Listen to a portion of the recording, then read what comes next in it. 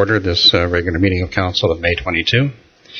Just ask for a motion to approve the agenda, please. Councillor Sanjanko, Councillor White, all in favor? That's carried. And there's 2 sets of minutes for adoption there, the last regular council meeting and a special council meeting. So just again ask for a motion to adopt those, please. Councillor Lumley, Councillor White, all in favor? And that's carried. We've got a couple of proclamations to deal with. First one is BC Child and Youth and Care Week. And I see Ms. Amaral is here. Is there anything you wanted to say to us in advance of that?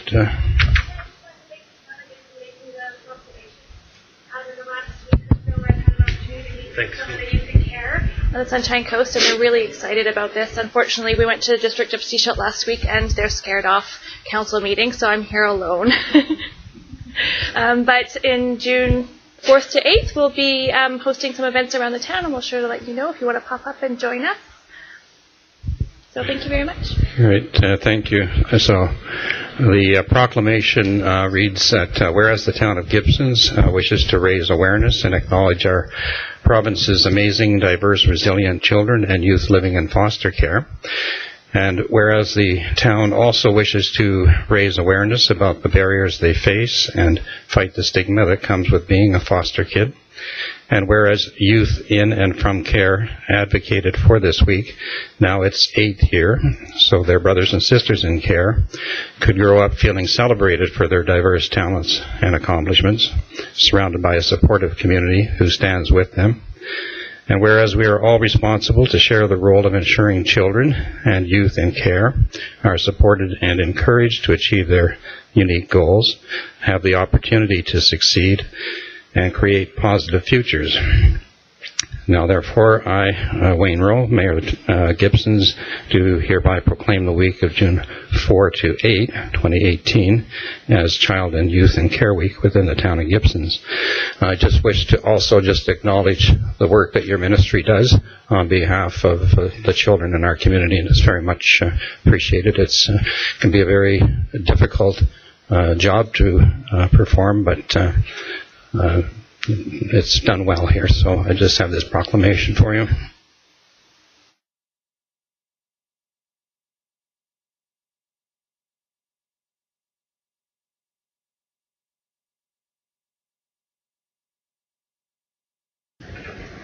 Okay, we have a second proclamation with respect to Pride Month, and Laurie Lesk is here. Did you wish to say a few words to us on this topic, Laurie?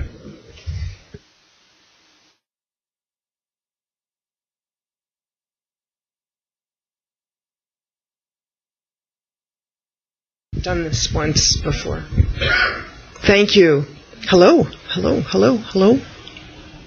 Hello, everybody. Thank you so much for proclaiming June Sunshine Coast Pride Month. I'm just, there are so many young people in our community for whom this will make a difference. The visibility of allies is so, so important.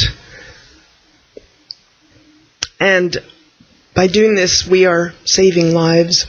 So, thank you. Thank you, Laurie, for the work that you do on behalf of this very important matter. The proclamation reads, Gibsons and whereas Gibsons and the whole Sunshine Coast has a large and diverse, multi-generational, multi-ethnic community of lesbian, gay, bisexual, transgender, queer, questioning, and two-spirit people, and whereas Sunshine Coast Pride has evolved from an annual Pride dance to a month of Pride events celebrating LGBTQ2, people, arts, culture, and recreation. And whereas Sunshine Coast Pride Month brings visibility to both the LGBTQ2 people who call this home and the multitude of exceptional allies in the community, all of whom strive to create a safe and inclusive community free from prejudice and discrimination.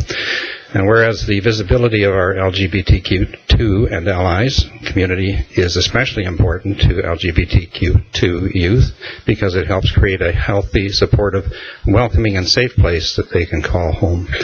Now, therefore, I, Wayne Rowe, Mayor of Gibsons, do hereby proclaim the month of June 2018 as Pride Month within the town of Gibsons. So I'd be pleased to give this to you.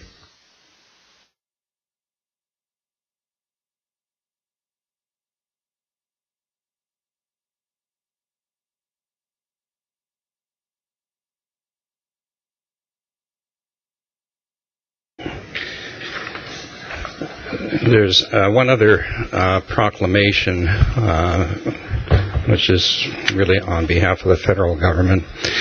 And there's not a representative here today, but I'll read sort of the main parts of it. It has to do with National Health and Fitness Day. The proclamation itself is fairly lengthy. And the National Health and Fitness Day, I think our former MP, if I recall, was instrumental in bringing about recognition of this. So essentially what it reads is that whereas the Parliament of Canada wishes to increase awareness among Canadians of the significant benefits of physical activity and to encourage Canadians to increase their level of physical activity and their participation in recreational sports and fitness activity, and whereas declaring the first Saturday in June to be National Health and Fitness Day will further encourage Canadians to participate in physical activities and contribute to their own health and well-being. Now, therefore, we proclaim National Health and Fitness Day in our municipality as the first Saturday in June. Okay.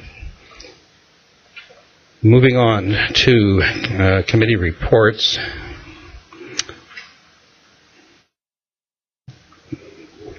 Okay, I guess really I'll separate them out. Just to have a motion to receive the Committee of the Whole reports, first of all. Councillor White, thank you. Councillor Sanjanko, all in favor? And that's carried. 5.1.2 has to do with the Gibsons District Utility Energy Improvements, and it's just instructing the staff to complete the remaining improvements and remediation projects for that facility.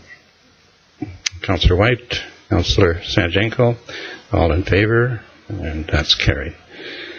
5.1.3 follows up on a discussion about short-term rentals within the town, and what came out of that committee meeting was a recommendation that staff draft the necessary bylaw amendments to regulate short-term rentals, include language that would restrict the number of guests, would increase fines, would increase license fees, and would require a local contact to be available for short-term rentals.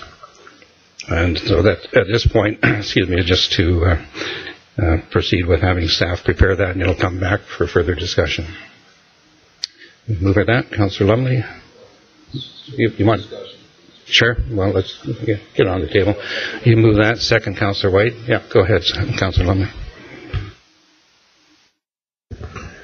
Unfortunately, I wasn't able to make that Committee of the Whole meeting, but these, I mean, it seems the points are pretty vague and wide open. I mean, obviously, you just said it's going to come back for further discussion, and just to reiterate that I had my designs were to have a workshop on this issue, and I'm well aware of that, you know, our garden suites, now people are using these as Airbnbs, which clearly aren't in the you know, the interest of the town, and that's not why we developed these policies. Wasn't so that people could run businesses out of these garden suites. They're primarily for affordable housing. So there's a number of things I think we really have to get to the bottom to. I know this, for me, it's good that I guess we're going to rework this, but I'd clearly like to see a lot more discussion go into this and a lot more questions as far as, you know, there was an email that we all received from a woman who's concerned because a corporation from Calgary purchased a home here and is running travel site Airbnb out of this home. I mean, I'd clearly like to do something ASAP and get some pretty strong teeth in our bylaw. That's what. Thank you. And I think that was the consensus out of that meeting, was to move forward sooner rather than later with a bylaw that we can actually look at. Further discussion, Councillor White? Well, it was a wide-ranging and it wasn't too long, but it was an extensive discussion that we had in kind of setting out the direction for this recommendation. I do feel Councillor Lumley raises a strong point about, and we may have overlooked some things about kind of the detached buildings or garden suites. I think that it's something we've discussed before. That really the intent of garden suites when they were brought in by previous council was for long-term rentals or for extended family perhaps, but really to help the long-term rental situation primarily in Gibsons. And we seem to be, this language seems to miss saying something like exclude detached buildings and garden suites. And I don't know if that would be going too far if we're going detached buildings, but I think that would probably capture, maybe staff would come back and say, well, this, just when we have the discussion, that it might pick up some things that we don't intend, but I think it would be safer to include language like that. I've also been thinking after the discussion about the possibility of a variance process of if there is, I mean, we can set a very limited process or very, very clear delineations, but then that doesn't always, there could be a perfectly, you don't always pick up all the anomalies and examples, and if we did allow for a variance process in our bylaw, that there could be applications made to council, there could be notification to neighbours, and if neighbours are fine with something that might be not disruptive or something like that, then that council could consider that and approve it. So I'd like to consider a variance process as well. I don't know what if that seems reasonable to people, then I'll propose the amendment that to add exclude detached buildings and garden suites and include a variance process. You have a comment, Ms. Satz? Yes, thank you, Mayor Rowe. So the variance process would be would pertain to anything that's not use or density, and short-term rentals would be defined as a new use that would be added to the zoning bylaw. So you wouldn't be able to vary the use. So you could vary. Maybe if there was sort of a number of guests pertaining to short-term rentals or a number of nights, that number could be varied, but the use itself wouldn't go through a variance process. It would be a rezoning process.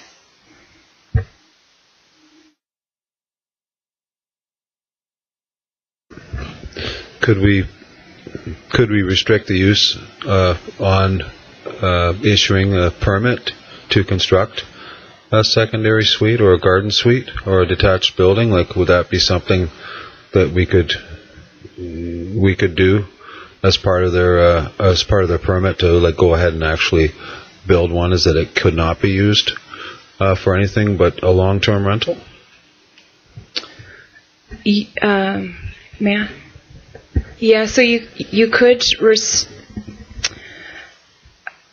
the use could be prohibited in specific zones or could be prohibited for specific areas. So, for example, if we wanted to prohibit short-term rentals in secondary suites, that could be a condition of the use. Or if you wanted to prohibit short-term rentals in garden suites, that could be a condition of the use. But you wouldn't be able to pick and choose which garden suites could allow it or which secondary suites could allow it. Okay, so I think it's important to remember, too, that these points that you see here were just some items that came out of the committee discussion, asking staff to think about those as part of what they're bringing forward. It's not restrictive. It's completely open. I think that what's important is that the council or the committee was of the view that there needs to be tighter regulations around short-term rentals within the town.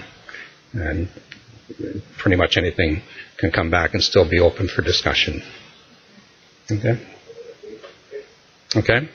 Okay, well, I didn't get a seconder, so... No. So leave it at that then. So all in favor of that 5.13 says, okay, that's carried as well. Moving on to administration reports, 6.1, the development variance permit with respect to Gibsons Marina. You want to give us a briefing on that, please, Ms. Stats? Thank you, Mayor Rowe. So this application was received from the Gibsons Marina requesting to legitimize the existing non-conforming parking situation on the site within its leased area. The zoning bylaw requires the marina to have 191 on-site parking spaces based on 1 space per 2 mooring berths. The parking has never conformed to the bylaw requirements since the marina opened in 1982. Prowse and Bay Roads intersect the leased area, and parking on the roads do not count towards the on-site parking requirements as they are on public roads, even though the roads are in the leased area. Therefore, the request is to relax the 191 parking space requirement to allow 79 on-site parking spaces, subject to providing 63 spaces on the roads. This would ultimately allow the marina to have 142 parking spaces instead of the required 191.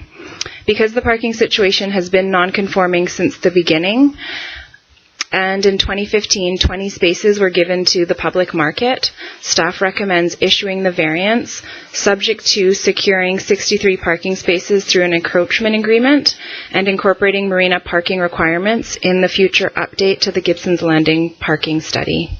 Thank you.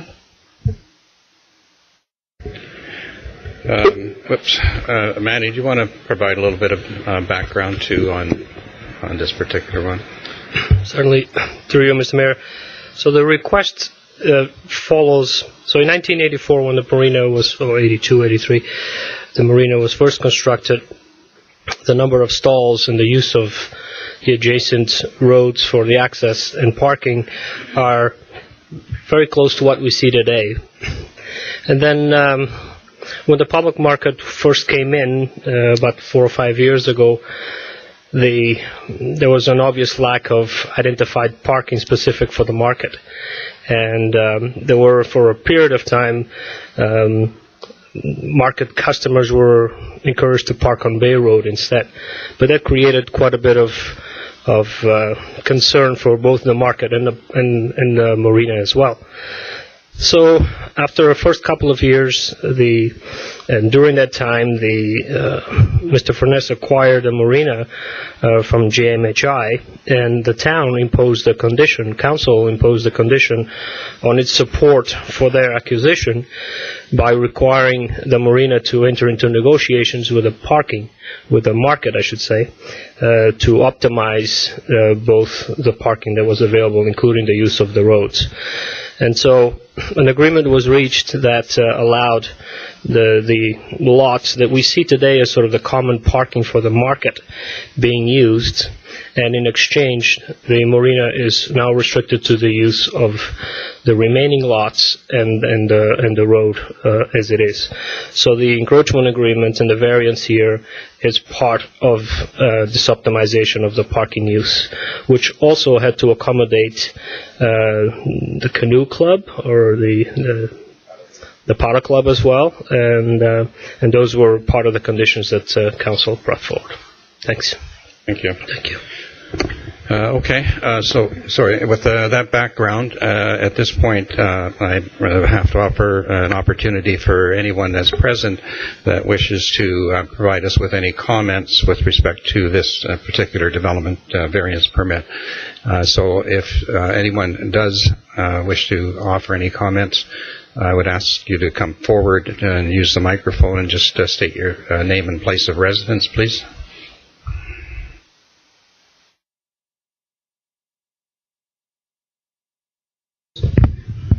That's better. Mark Evans, 259 Glassford Road. I'm also the Commodore of the Gibsons Yacht Club, and I speak for some of the members who are berthed there. We understand that there are a number of parking spots that are available there, and it hasn't changed since the market has been allocated those spots. There are concerns that the road accesses are going to be allocated to the marina without control through the town of Gibsons, and that in the early portions of the year, the marina started charging for parking, and that concerned our members and myself as well, because I do berth there as well. And with the decrease in the number of parking spots allocated to the marina, and with the change in the venue for the road parking, this will allocated directly to the marina. This will open up the areas for them to renegotiate a lease, and we're very concerned that the lease would have implications to increase the ability to access the marina. Thank you. Right. Thank you, Mr. Evans. Further comments? Hi, my name is Kathy Tate, and I live at 520 Abbs Road. And I do have some concerns about the parking at the marina, being that we do have a boat and we pay for moorage at the marina since its inception way back when in 1984. And we have never been charged for parking before, so this is where does this come from? You know, my understanding is that normally marinas, if you have a moorage, then it should be free parking if you have a boat in the marina. And all of a sudden they have increased the moorage at the marina, and now on top of it they are trying to gouge the marina holders by charging for parking. And I happen to know from my family that used to invest in the marina, Chris Robb, had a unit in the marina, and he said it was unbelievably healthy investment. He made all kinds of money from his unit that he owned at the marina until the sale. And so this is an outright gouging of our customers that have been there since the inception. So I am not for being allowed to charge for parking, and I don't know if that is in the lease from the town to the marina. So I think that should be investigated. The other thing that concerns me is that for as long as I have been here, since 1981, we are, the Outrigger Paddling Club has had the use of the marina parking lot on the right-hand side of the marina if you're looking out at the ocean. And I guess that is part of the lease, that the town has allowed them and the marina to be there for free. So you can't have it both ways. If you're going to charge us, then maybe they should be charging somebody else. But I feel that we are being targeted unfairly. And I don't know how many other marinas around that if you have moorage in a marina, then they start charging for parking. I don't know about that. But that's all I wanted to say, that I don't think that the parking lots should be reduced. We need the parking, and I don't think we should be charged for it either. Thank you.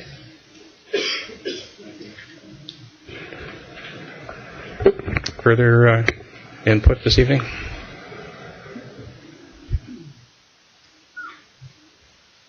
My name is Ed McPherson. I live at number 15535 Shaw Road, up the hill. I've been a member of the marina, had a mooring there since 2007. I keep a boat there and really enjoy the whole scenario. I'm a boat freak, I guess. I've been quite involved with a number of organizations there. I sort of look at this the way Kathy does. Was it Kathy Tate? Kathy Tate. I don't know her, but as sort of a cash grab. There was sort of a cash grab in January when the lessee proposed a $150 charge per car parking there, which would mean a lot of people own 2 cars, so that would be 2 $150 amounts.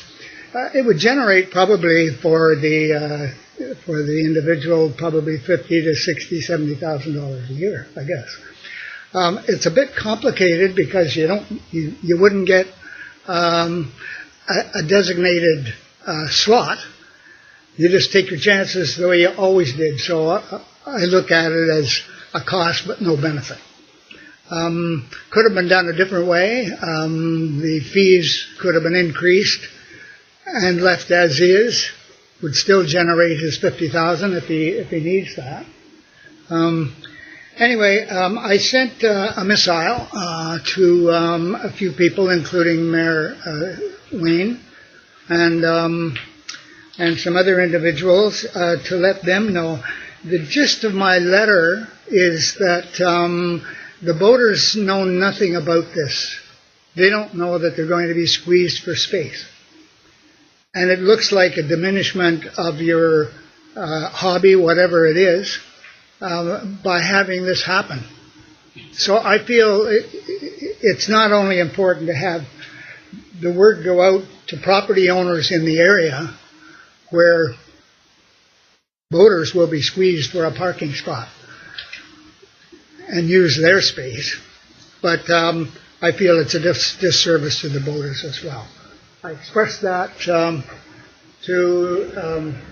the mayor, and I don't know if he's had a chance to read it, but those are my sentiments, and I love the marina. I'm getting toward the end of the line in my boating career, so it may not affect me so much, but it will certainly make an effect on the harbor and the users of the harbor, which are many. And there's a lot of income generated into the town through the use of the marina. I think it's a very vibrant community of boaters now, and it should continue. Thank you. Thank you, Mr. McPherson.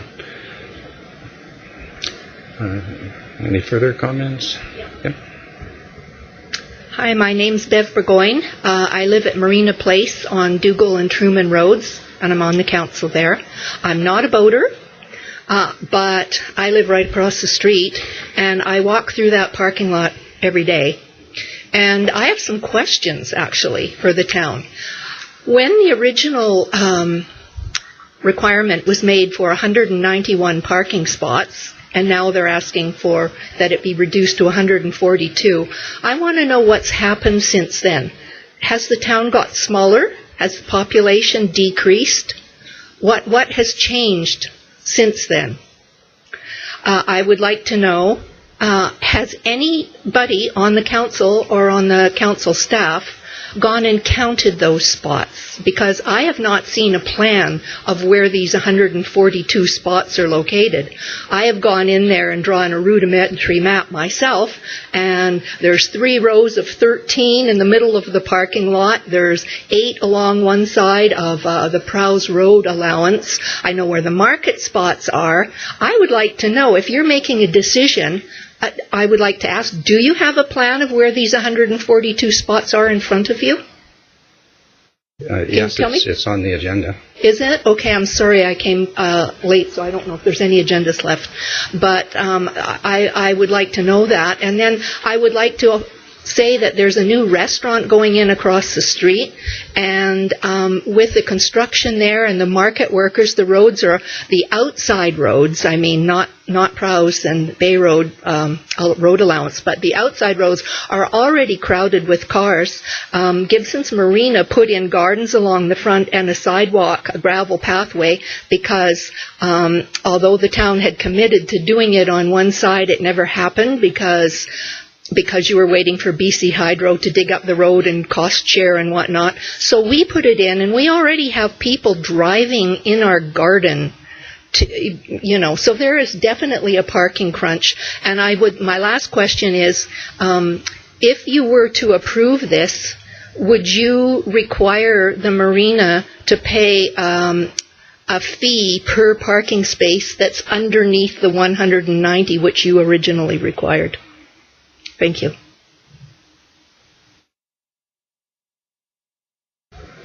Okay, thank you, Ms. Burwine. Further input?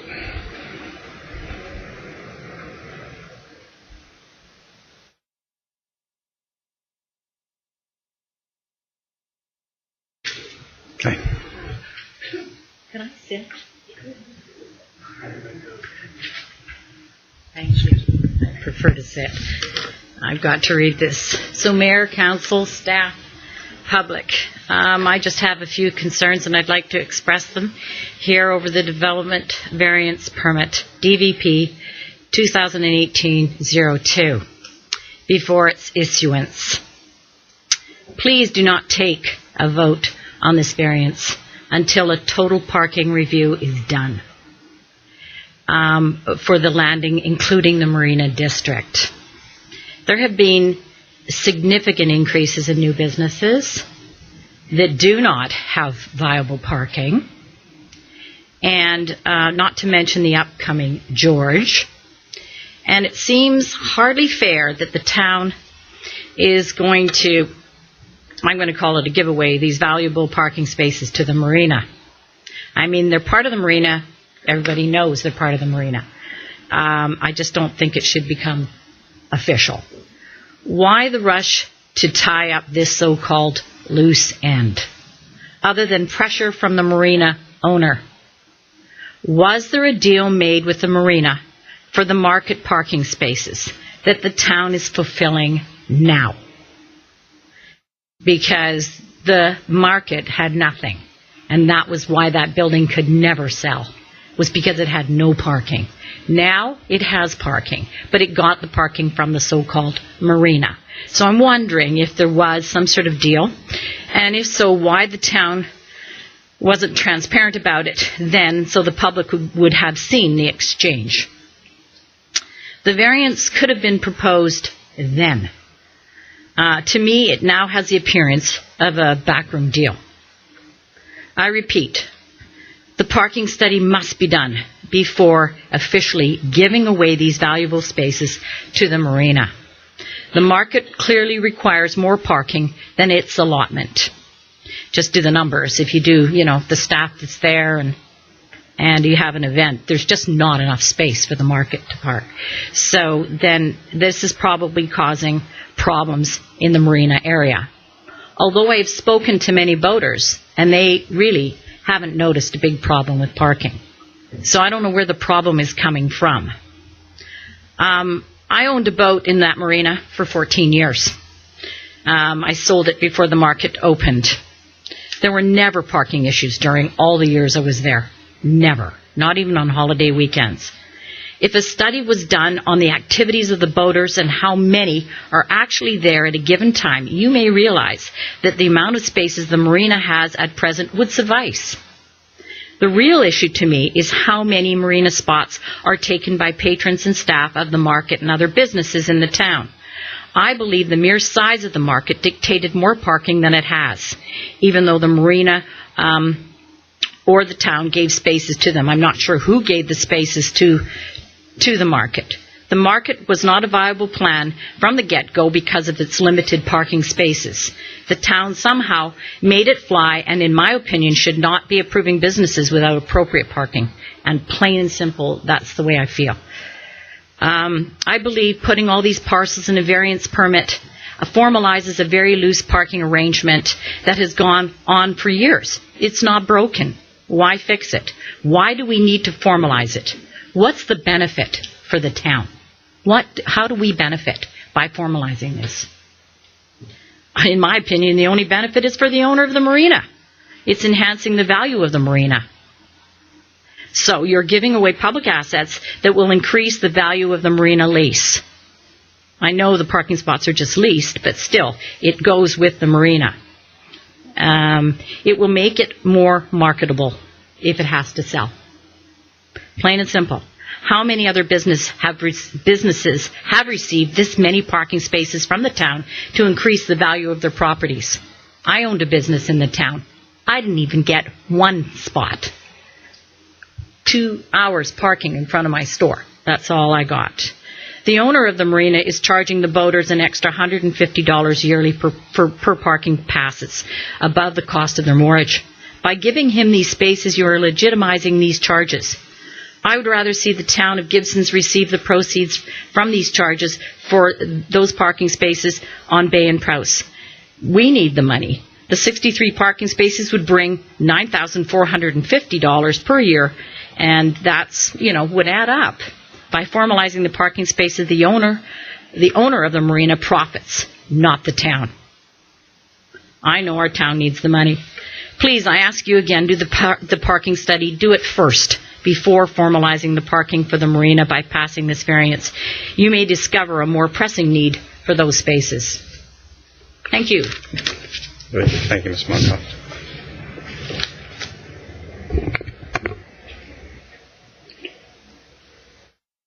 Any further comments?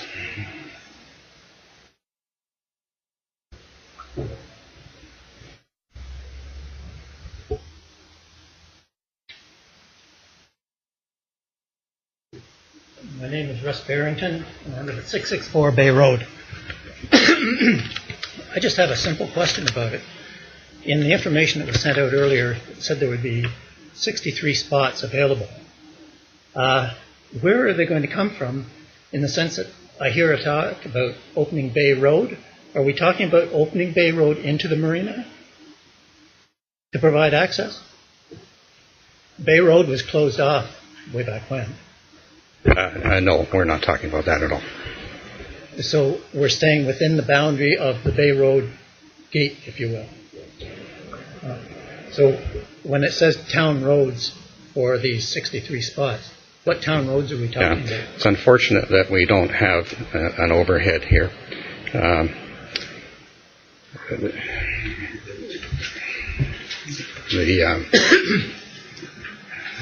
best I can try to explain it to you is that within the area, good, thank you. Within the area where the marina parking is now, it's not obvious on the ground when we're down there, but the part of where all that parking takes place is really what's on a road allowance, which is the continuation of Bay Road. Where it's blocked off now. Yeah. So the other side of that, okay, that's the portion you're talking about. Yeah, in there. And Prowse Road is the same thing. When you get right down into there, it's not readily apparent where the road stops, where it ends. So it's nothing. We're not talking about anything outside of the area that's already. That's all I wanted clarification of. Because I realize Prowse is within that boundary, but Bay Road is in and outside that boundary you're speaking of. And when they talk about parking on Bay Road, I have visions of them tearing down that barrier and going right up Bay Road, which wouldn't allow for parking at all. No, that is not at all what's being discussed here. And I think probably I would say that perhaps the information that we put out may not have been as clear as it could have been. Right. Yeah, there was some confusion with it. I just want clarification of that. Yeah, thank you, Mr. Barrington.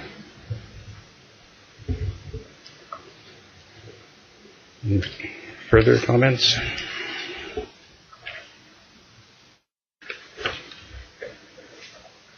John Nimmo, 810 Celestial Place, Gibsons. I'm very concerned with the change in the parking because right now, there's usually a fair amount of room in the marina parking. But come the 1st of July to the end of August, you, as a boat owner and a user in the marina, it's hard to find a place to park down there. You're dropping from 191 to 142, I believe. It seems odd that when I was Commodore of the Yacht Club in 2004, we were in dire straits. We had to sell the building.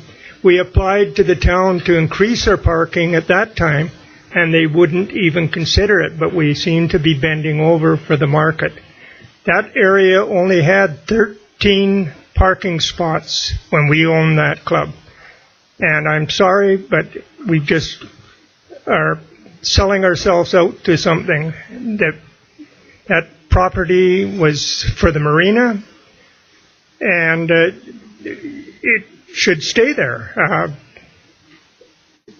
I think also that the leaseholders of the marina right now are extorting money that violates their agreement. From what we can see on the lease agreement, they don't have any right to charge for parking there. And I think the town has already called them on that. So that's all I've got to say. Everything else has been covered. Thanks. Thank you, Mr.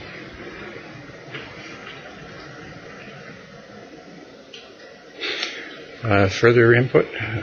Yeah, please. Mr. Evans? Yes, thank you. One quick point, and that is that if the variance is approved, this would mean that a road closure process would begin to include those parking spots in the lease that are currently on road allowance?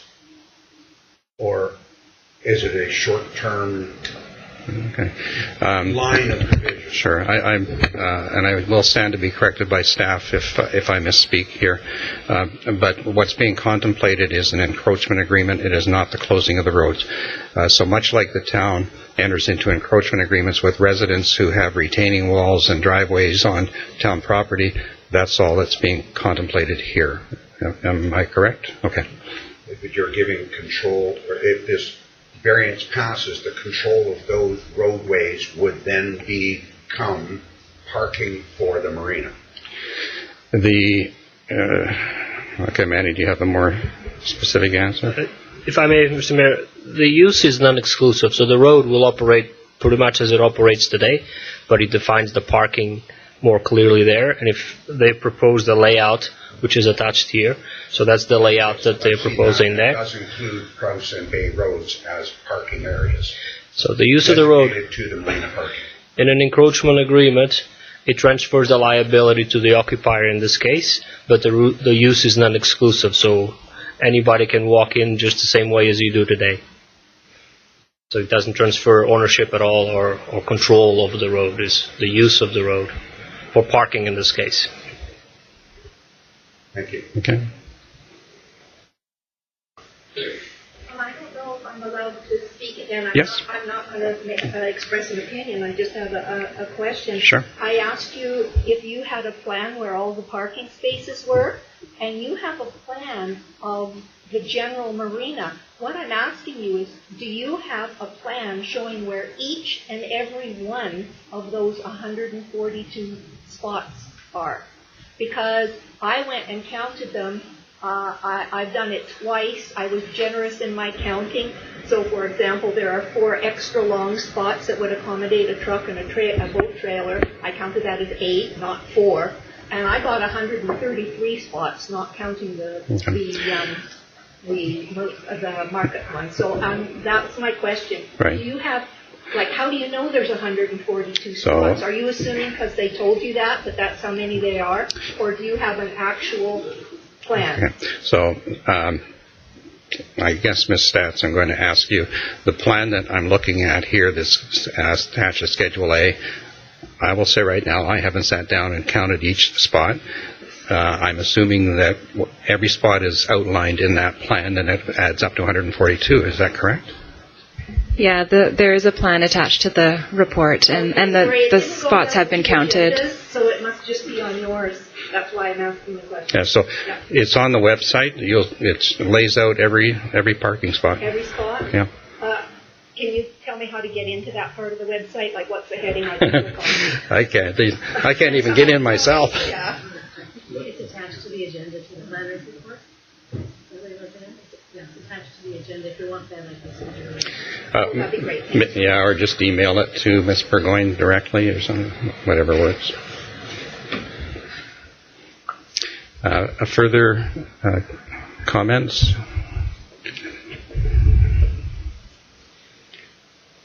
Okay, so we'll turn it over to council for consideration.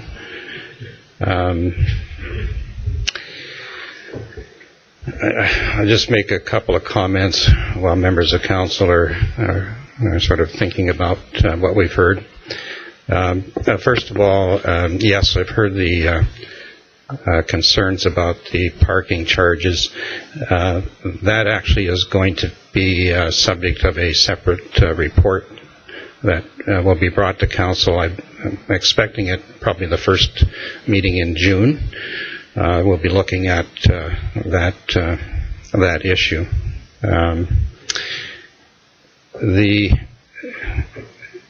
Nothing's kind of really changed on the ground when you kind of really get down to it. The entire area down there by the marina, Prowse Road, Bay Road, was leased to the marina originally back in 1981, 83, I think. Encompassed all of those properties down there.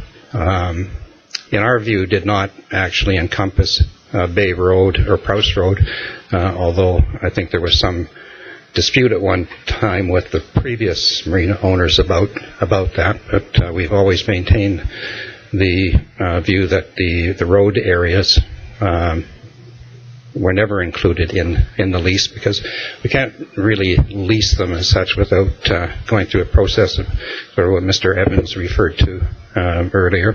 It's a little bit different, the road closure.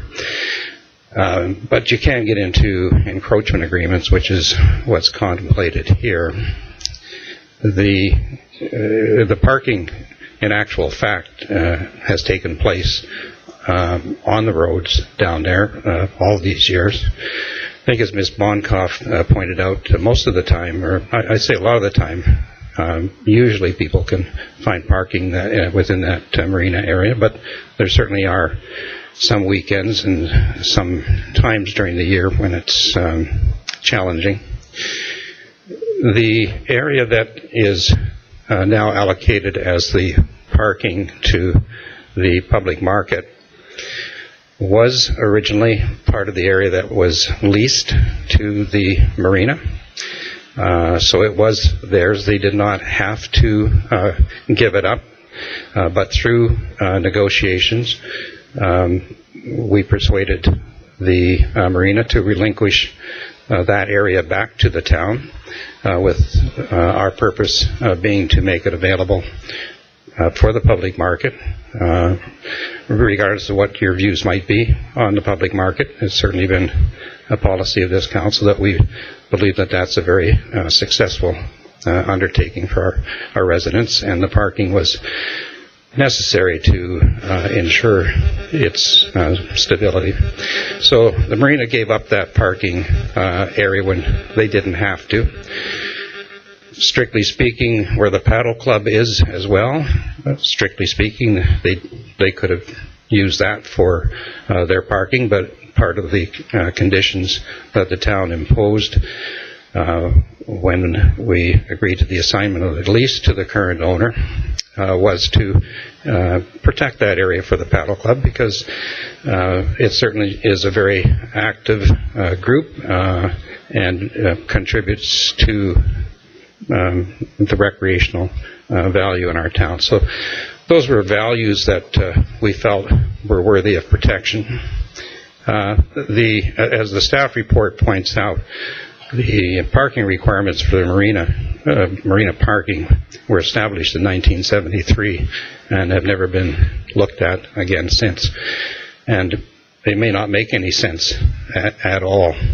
So what's being considered here, what's being requested at the moment, is a variance that will essentially permit what in fact is already occurring on the ground for the most part. I just lost my train of thought there. Somebody jump in while I grab that one back. That thought. And in any event, oh yes, I know what I was going to say. The encroachment agreement, which is appended to the agenda, you'll see actually in one of the clauses, and this doesn't make the marina operator happy, but there is an unconditional clause there that the town can essentially revoke the encroachment agreement at any time for any reason. It doesn't even need a reason.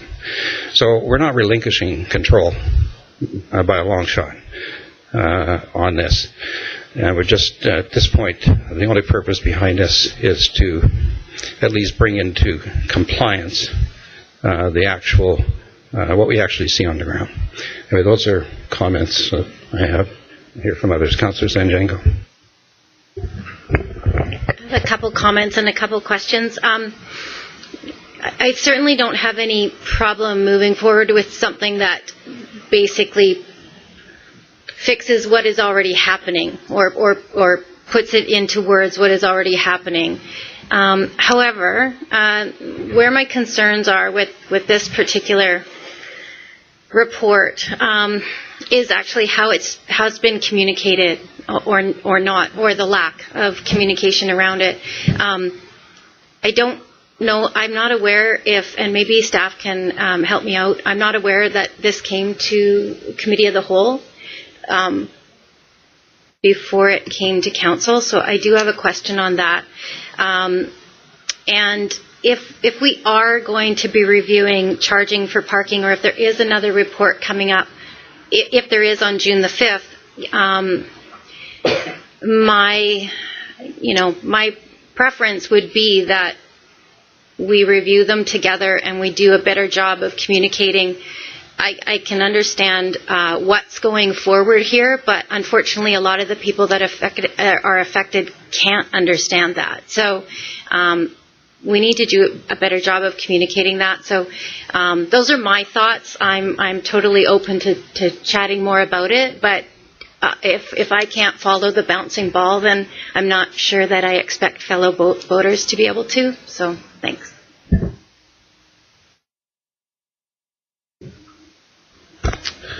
A couple things. Obviously, supporting the public market, you have to take that off the table. I actually go to the public market quite often.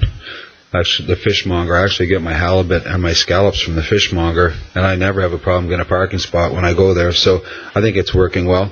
It's more transient parking than people parking all day if they're going out on their boat or for 2 days. So the market parking kind of makes sense to me.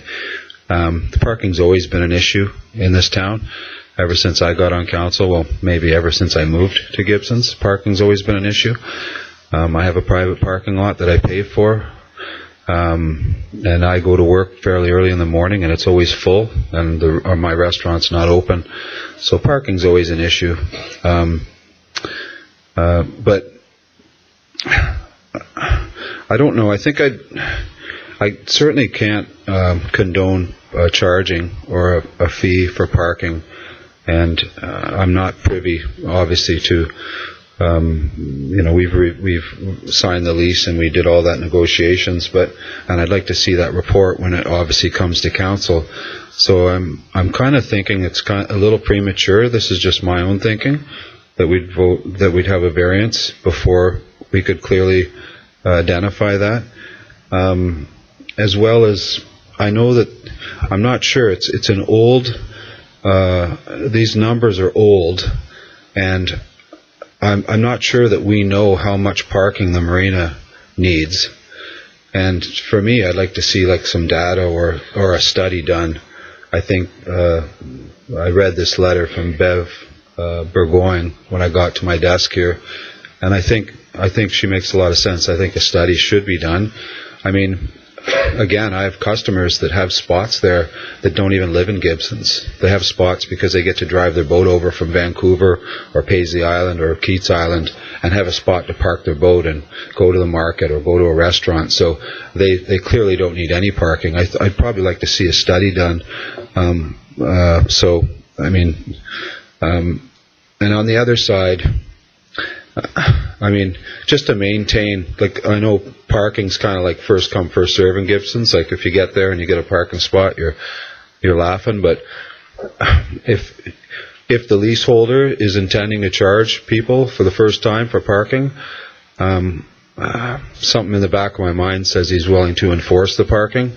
And, I certainly wouldn't want to see someone come from out of town or something and park on one of these parking spots and not realize that they can go into the market. They have to be a paying member at the marina and get towed or get fined or something like that. So I just think it's a little, there's nothing in the report that says anything about enforcement or what's going to happen. So I'm a little leery on those issues as well. So I'm just thinking it's a little premature. I'd like to wait and see this next report about the charging the fees to the marina, to the boats. Well, mainly just echo what my fellow councillors said. I think I'm not strongly attached to that 191 number. I think it was set in 1973, and we're seeing this over and over again. We're looking at our parking bylaws, and a lot of them seem to be founded on a prediction for the future that everybody was going to be needing 4 cars or something, which fortunately we're moving in a different direction than that. I think our parking bylaw for businesses downtown, our parking bylaw for developments, they all seem to have quite a lot of parking, and that needs to be reviewed. So I'm open to a variance to a bylaw that's from 1973 requiring a lot of parking, and I've heard many people say over and over again that, including councillors, that it doesn't seem the marina actually needs 191 parking spots. So trying to max it out and get as many as possible when that may not even be needed it troubles me a bit that we seem to be going in that direction. Communications is an issue for me too. When I first heard about letters going out for the neighborhood, people were panicking because the way it was worded, it sounded like we were going to allocate spots that were like right in the neighborhood in front of people's houses, and understandably people were concerned about that. So I think our communications could be better, including sharing a map of what's actually proposed. Thirdly, I'm troubled by considering this separately from the permit concept, the charging concept, because while I would be open to looking at as what other members of council have said, recognizing that some spots had to be given. I heard 20 from the director of planning had to be given to the public market to make that viable. To actually, I thought I read 26, by the way, but somewhere in that range, 20 to 26. I'd be open to looking at that number and saying, well, maybe that's a number we should be allocating from road allowances to the marina, to be fair. But to actually go over and above that when in the context of this, where people are being charged for parking, concerns me, because we could be giving these spots that are used for free right now. They're on road allowance or public. Some of them, I think some of them might be created. This isn't clear to me too, that some might be newly created, but clearly some are where people are currently parking. And then for those by giving them the marina, those then be under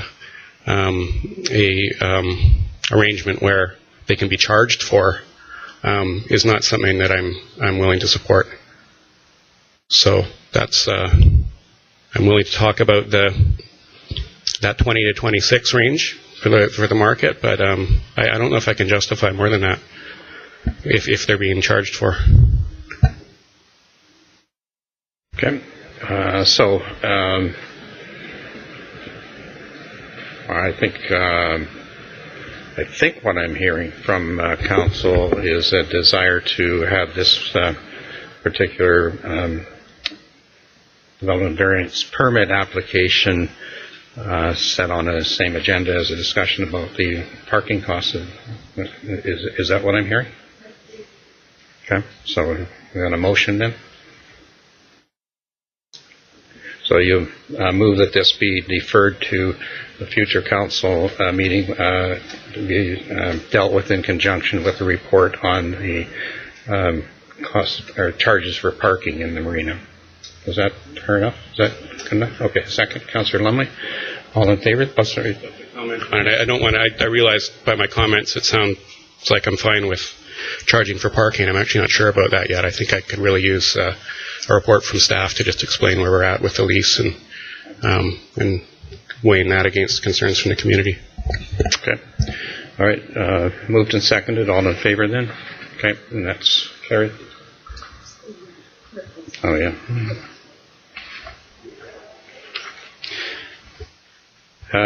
Council reports. Councillor Sanjanko, is there anything?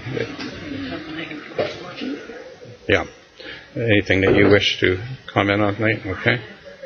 All right. Councillor Lumley, is there anything? Okay. Councillor White, anything? No? Okay. Correspondence, one item correspondence from Ms. Lesk regarding the flag raising for Sunshine Coast Pride Month. It was the June 1, I think. Is that what you were suggesting? Yeah. Ms. Lesk? Oh, was it 18? Sorry. Let me check that. 41, page 41.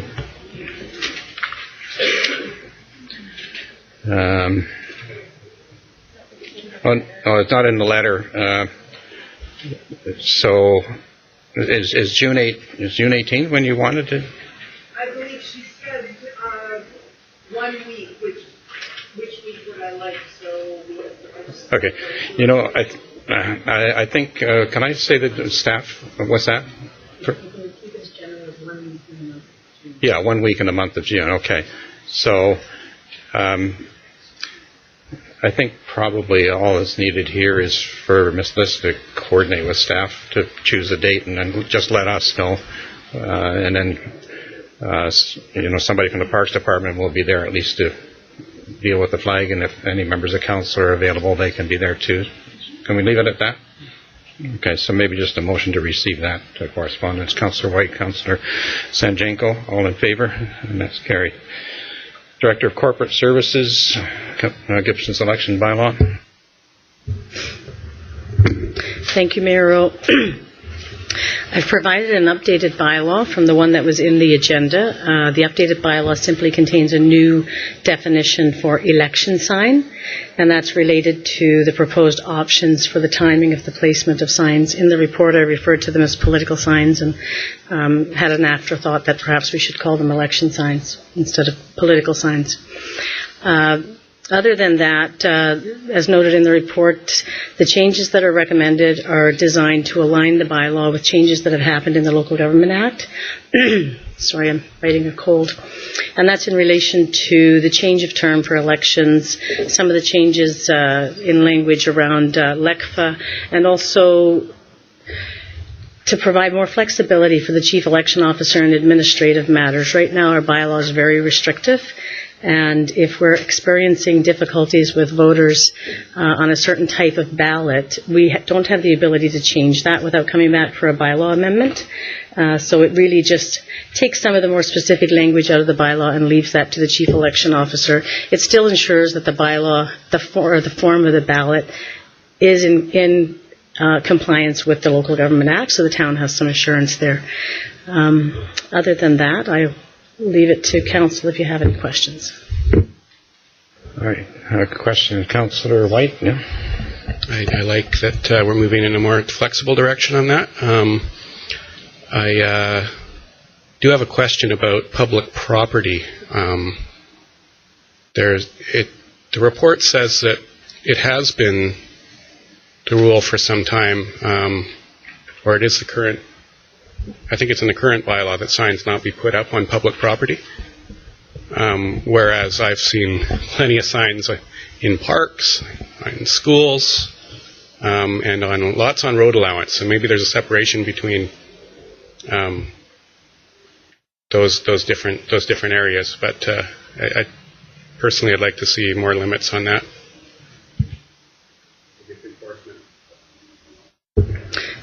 Through you, Mayor Rowe.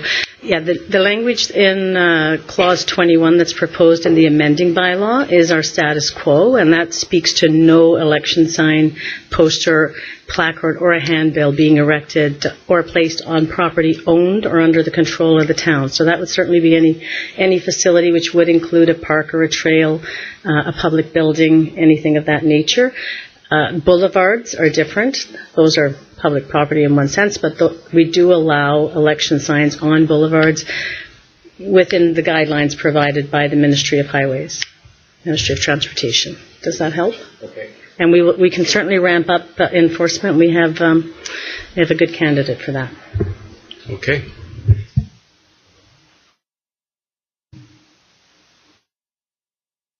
Yeah, a couple things. I just wondered if when council said that we'd like to see no signs on public property, I wonder if we should have been more specific and not just town public property, but clearly there's going to be property that's like adjacent to a roadway that is provincial or federal or something like that. I wonder if the intent of our comments back in 2015 that says we don't want signs on public property. I'm just not sure if what back then I think our intention was that we didn't want this myriad of signs on like all these street corners and like all this property. So if this is just on town property, I'm not sure that's in the spirit of what we were trying to get at back when we discussed this. I know it's been quite some time. And then the language seems to puzzle me because it's like if I read this, it says a person shall not place or permit to be placed a political sign on public or private property except in relation to local government. I don't know. I guess that just kind of confuses me a bit. But I guess maybe because of my first point was that we didn't want this myriad of signs just exploding all over any piece of non-private property. I don't know if this goes that far. That's all.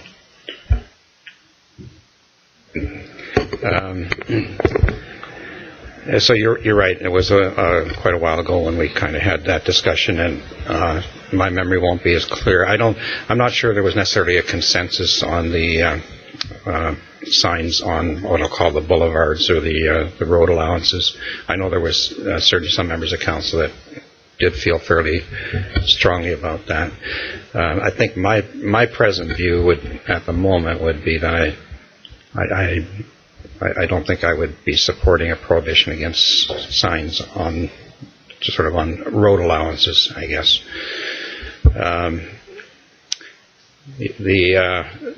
The part that you just read there too, I mean that threw me off when I first read it as well. That when I had a conversation with corporate officer before, I think we're all right now that she's changed it from, and what was just handed out, changed it from a political sign to an election sign.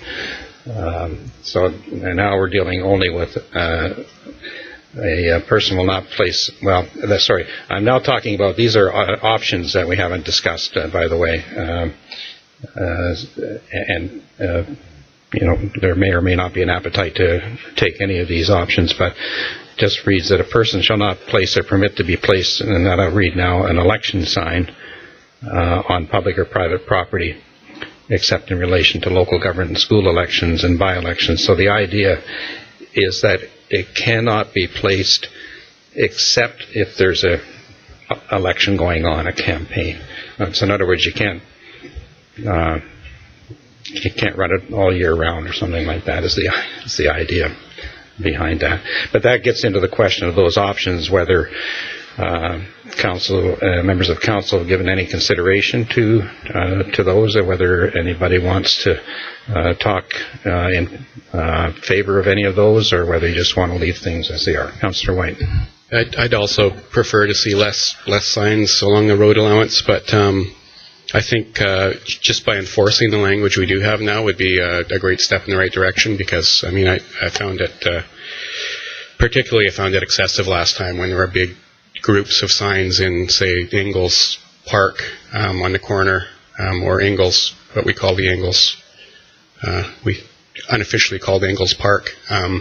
And that would apply to this. So they shouldn't be there. And often there'd be in kind of nice floral arrangements that our park staff puts a lot of time into. There'd be signs clustered in those areas, which I found quite offensive, and I think a lot of people in town did. I will. So based on the three options, I think option 3 makes the most sense to align with the new Act, and that's largely because there are different financing rules for campaign period and pre-campaign period, and there's already been a lot of discussion and confusion about this. I had to call Elections BC myself to get some clarity about it. The financing is considered separately from campaign period financing and pre-campaign period financing.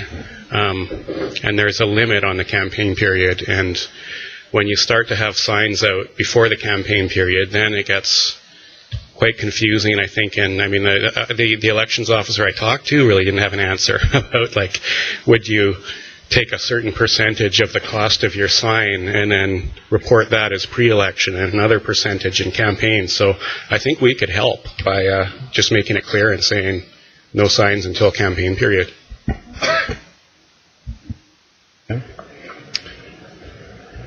That makes sense.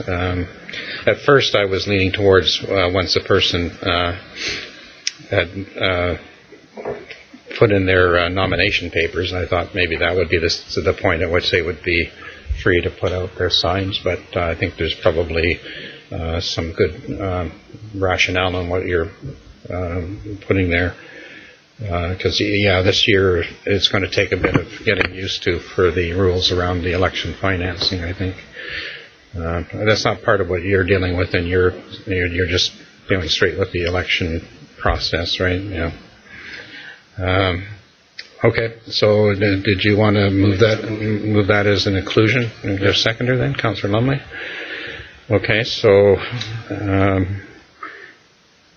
no, I think probably we can just move all of that there. Receipt, the first, second, and third time as amended, right? Yeah. Okay, Councillor White, you move that, and Councillor Lumley second. Then all in favor, and that's carried.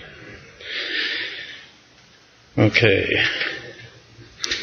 So this next item dealing with Venture Way, I have to recuse myself because I have a conflict in that I provided legal services for the owner of that property. And the one after that, Councillor White, I think, announced the situation that I was facing at the public hearing on Eagleview rather. So a question has been raised by a resident as to whether I might have a conflict with respect to that particular development, given the proximity of my personal residents to the development. I have sought legal advice, but I do not yet have an opinion from the law firm. So in order to continue to protect the process, I will have to recuse myself once again from this. And so I will be leaving the meeting and turning it over to Deputy Mayor White. Thank you.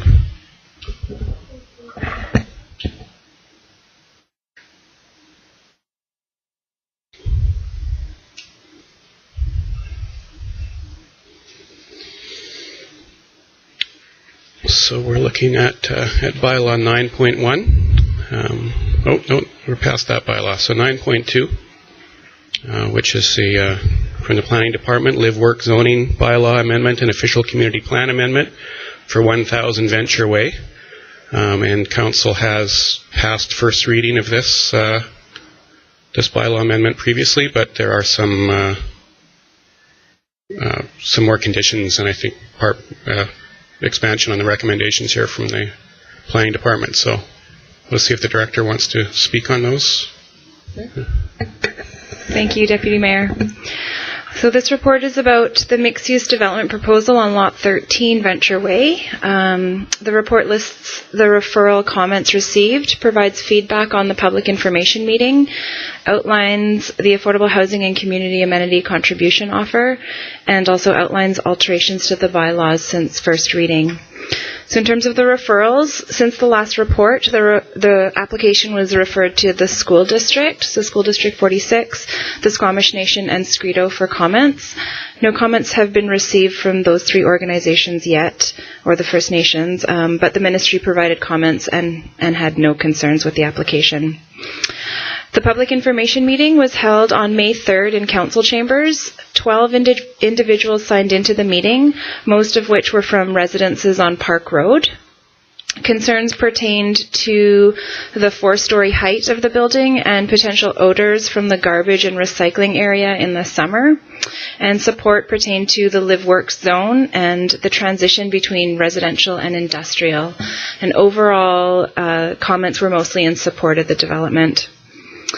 For the affordable housing and community amenity contribution offer, the developer provided a letter which is enclosed as attachment B to the staff report. The letter proposes to secure 39 apartments as purpose-built market rental units for a 30-year term as their affordable housing contribution. This would be 100% of the apartments for the increased density on site. For the community amenity contribution, there's a map on page 6 of the staff report, and they're proposing to secure a 3-meter right-of-way on the adjacent parcel, so that would be the Gibsons Recycling Depot lot, for the purpose of connecting a north-south active transportation route that links to the existing trail network. They're proposing to repair an existing east-west pedestrian path along the south property line of 735 Park Road, to secure and maintain a 3-meter right-of-way running north-south on the subject property for the purpose of providing an active transportation route to link into the transportation network, and as well to complete frontage works along Venture Way from the subject property to 1018 Venture Way, which is the Gibsons Recycling Depot lot, to include curb, gutter, asphalt multi-use pathway, asphalt works from the center line of Venture Way, storm sewer works, streetlight conduits, and road signage. So the offer is consistent with the town's affordable housing and community amenity policy, and therefore staff recommends that council endorses the proposal. In terms of bylaw alterations since first reading, staff have made alterations to the zoning bylaw amendment by replacing site-specific trail network requirements for the bonus density provision with general trail network provisions so that the zone could be used in other areas. And staff have also clarified setback requirements. So if the zone is used next to a commercial lot, then it would have different setbacks, reduced setbacks compared to a residential lot next to the live-work zone. The developer also indicated interest in prohibiting cannabis production sales on the property. And to do this, the cannabis production facility use would need to be listed as a prohibited use in the zone. Introducing a use to the bylaw would, as a result, prohibit it from all other zones unless it is expressly permitted in other zones. The Cannabis Act is expected to come into force in a couple of months, so in July 2018, and Council may direct staff to prohibit the use by introducing the new definition to the bylaw and or direct staff to prepare bylaw amendments in response to implications of the Cannabis Act. So those are alternative recommendations in the report. The OCP amendment since first reading has been altered to include the subject property in the live, work, form, and character development permit area. There are also 2 covenants on the property which no longer apply, and staff are recommending discharging both covenants because they don't apply anymore. And then last but not least, Section 477 of the Local Government Act requires Council to consider the OCP amendment in conjunction with the financial plan and any waste management plans. So financial implications of this development include an estimated $640,000 in DCC revenue and an increase in tax revenue from the development. Solid waste would be collected at designated areas on site, so one on the northeast corner of the site and one underground in the parking area for the apartments. And the development is required to tie into the sewer lines on Venture Way to manage its liquid waste. So staff recommendations are listed on page 1 of the report, and staff are recommending that Council gives the bylaws a second reading and schedules a public hearing for Tuesday, June 5th at 6 p.m. in Council chambers. Thank you. Any questions from Council for the Director? No? Yeah, so comments? Or does anyone wish to move this and then have comments? Moved by Councillor Lumley, seconded Councillor Sanjenko. Any discussion? I'll just say it seems like this proposal is moving along quite well with a lot of hard work done by staff, and look forward to hearing what people have to say at the public hearing. So all those in favor of the motion? The motion carries. And the next item is 9.3. Also from the Director of Planning, public hearing report for Eagleview Heights Zoning Amendment Bylaw, number 1065-41, 2018, and third reading. Is there anything you'd like to report? I can provide a summary if you want, or... Do we want, or is it all really in the... Is there anything in addition to what's written? Really? Okay. So I'll look for comments. Or do we have any questions, actually, based on from the written report?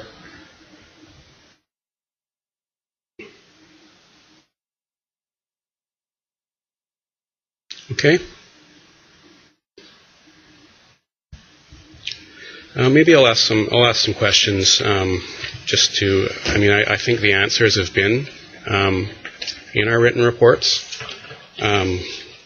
but they are questions that have been raised at the public hearing and in some of the written feedback. So I just want to get it really clear.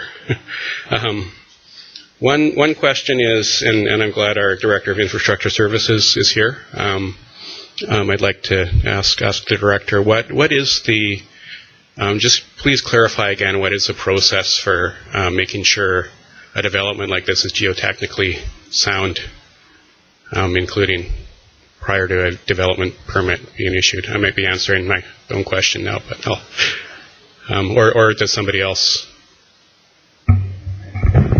Yeah, it would be all part of the servicing agreement that is required prior to issuance of a building permit.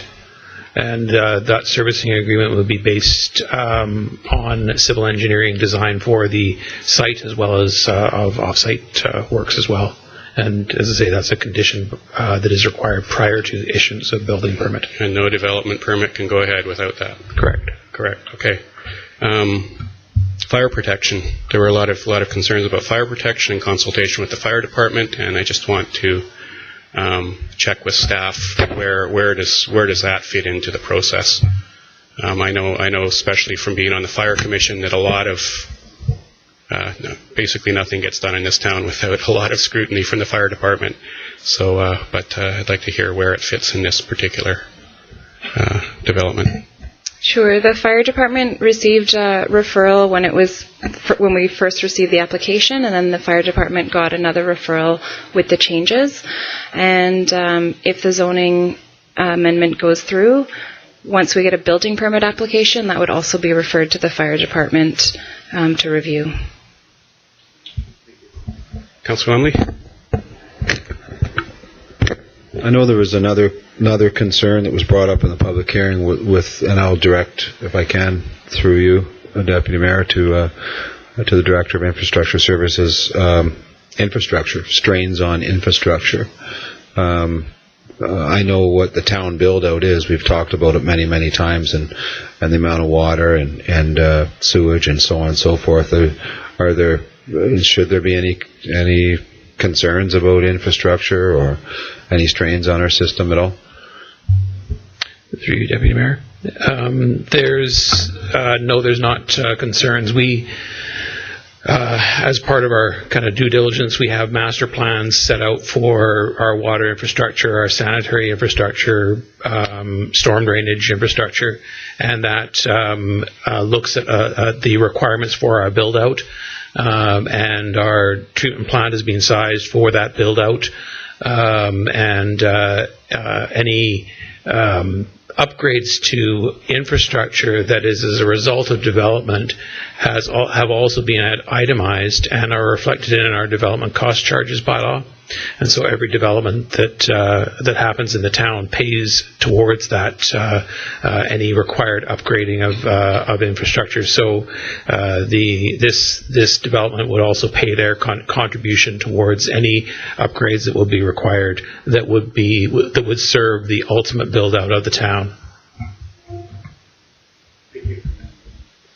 And then I think probably the biggest item of confusion was that it was stated a number of times that this is not in the OCP, and I think maybe the confusion around that is the former OCP being based on units per hectare versus FSR. And I know the Director of Planning's done a lot of work on trying to address this concern with the public, and I'm wondering if you can just summarize again for us about that, how to reconcile the confusion there just prior to third reading. Sure. I don't have the policy right in front of me, but the policy speaks to density in the form of FSR, and then in brackets it has units per hectare. So there are two different forms of density. One sort of limits the massing of the building, which is the FSR, and the units per hectare limits the number of units. So the way the policy is written, or the way we look at applications, is look at it in comparison to policies in the OCP as a whole. So the development application meets the policies as a whole in terms of the residential policies and in terms of the FSR. The units per hectare are over what the policy states, but it does meet the FSR policy. So the bylaw is written consistent with the OCP because it has that FSR limitation in it. Thank you. And I guess I'd like to just ask for a motion for this, unless there are any more questions, and then perhaps after the motions on the table, then we could have another opportunity to speak. Does that make sense, or do people want to speak now, Council? Yeah. Okay, we'll move it. Seconded by moved by Councillor Lumley, seconded Councillor Sanjenko.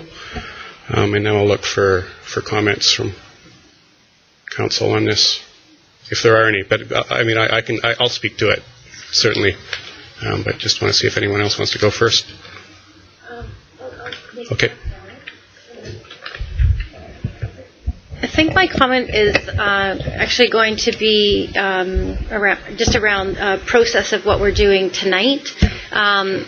Just to be clear, like we're taking a look at third reading, and there are a couple of conditions that have to be met before our final and the adoption.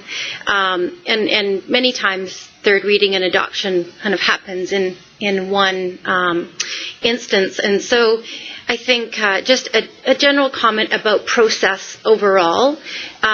We did have our public hearing on May the 9th, and that was the public's opportunity to give their input. So until that final adoption is decided on, there is to be no further input put forward to council. So I guess from my standpoint, it's just a reminder of what we are talking about tonight, what we are discussing to look at making a decision on, and then also a reminder on the process overall, generally speaking, of what happens after a public hearing, because there's a bit of a gap in time. So I just wanted to kind of put that general reminder out to people.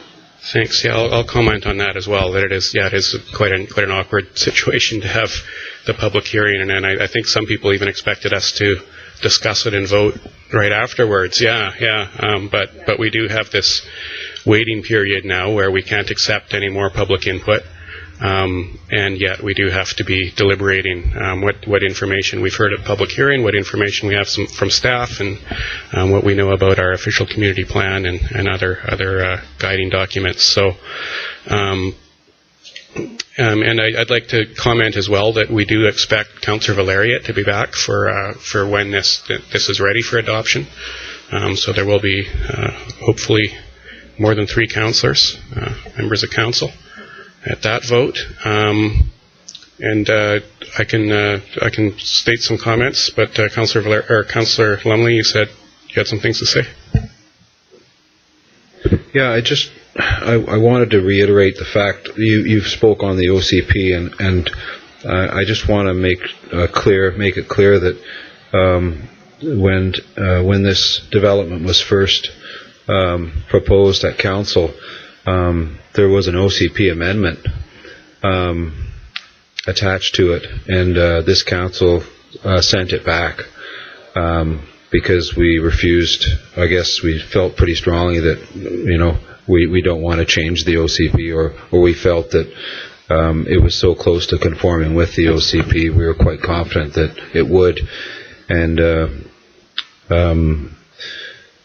sure enough, the development does. So I think I was pretty happy with the actions of the developer with respect to meeting with its residents, the local residents, their association, and fitting within the OCP so that we didn't have to go through that process, or I guess the development just wouldn't have happened. But and the density issue, I know people are quite concerned, but I mean, it's for me particularly going to a number of functions while I've been on council for the last 4 years. I mean, it's kind of the way that things are going now for communities, and this is how they get built, and this is what's, I mean, I can appreciate some of the concerns by some of the other residents that are local, but, it's just these parcels of land with single-family homes and small communities, it's just not happening. It just can't happen. So, I mean, part of that is for affordability, part of it's for the use of infrastructure and the ease on infrastructure, so and the community amenities that attach with it. So I was quite happy with what came back to council, and that's my comments. Thanks. And I think many of my comments were actually addressed by the questions that we asked of staff. And to follow that up, I mean, I've said this before, but as a council and through your council, as a community, we really need to rely on the professionalism and the expertise and the hard work of our staff to answer these questions. And they're under a lot of scrutiny.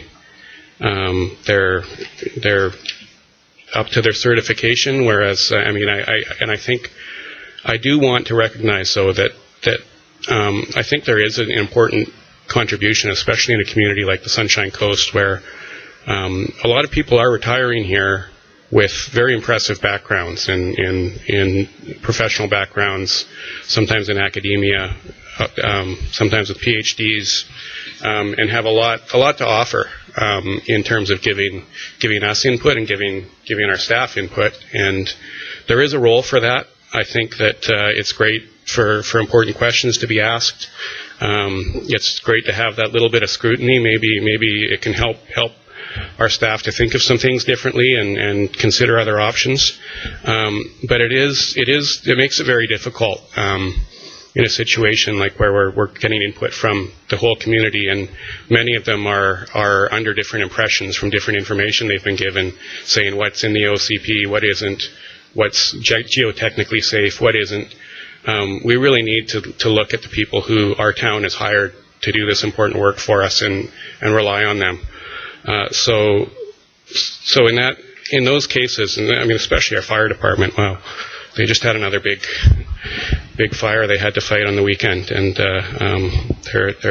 they do incredible work in making sure our town is safe. So a lot of those concerns, I've heard them, but I think we do need to rely on our professional staff. But I still think a lot of the emotion that came from ultimately from that public hearing still has to do with discomfort with just more people in our neighborhood, from some of the people who are concerned about it, and the density. And that's we do still have more time to consider it, and it's something I'm continuing to think of with density and considering looking all over the town and our planning and OCP, without getting any more input. It's something I'll comment more on when we consider this for adoption. And affordable housing came up. I think a piece of affordable housing is we're under. It's impossible for many reasons, not to just ask, or it's impossible to just ask for something like $7 million for affordable housing or nine units to be given over to the town.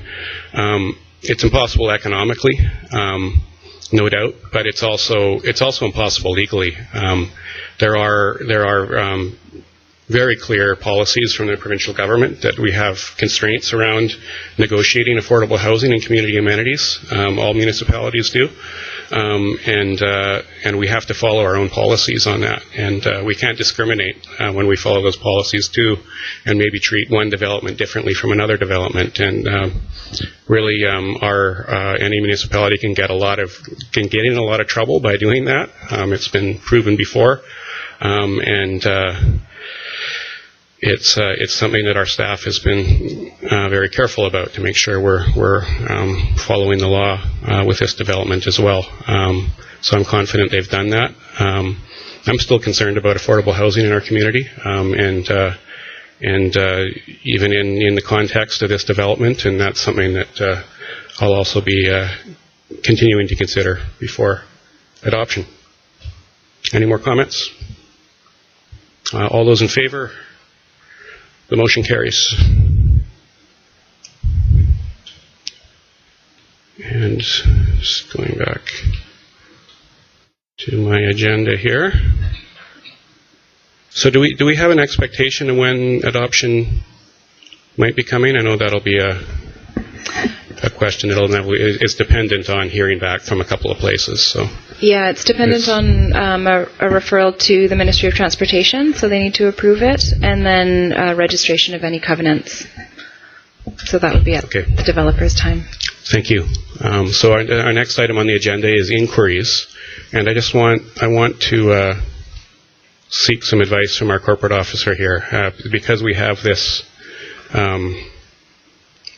one item that's gone through public hearing. We're not supposed to consider more public input. Can we have a little bit of direction on, can questions be asked about the process or about the development? But we don't want to hear, we can't let this turn into another public hearing, obviously. So where do we draw the line? I think in your previous statement, your cautionary statement, you would be probably more wise to err on the side of caution and not accept any questions related to the development that's already gone through a public hearing. Okay. Thank you. So we can't accept any questions or input on that just because of that awkward position we're in between a public hearing and adoption. Are there any other inquiries? Go ahead, Mr. Baker. Will please identify yourself.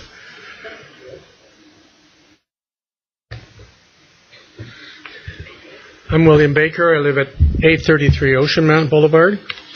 Not an inquiry about Eagle Crest, just an observation that I would like to thank Council for taking the time to read an awful lot of material. I know that there's been a substantial amount of written material sent to you, so thank you for taking the time to do that. But my question really addresses the Venture Way issue.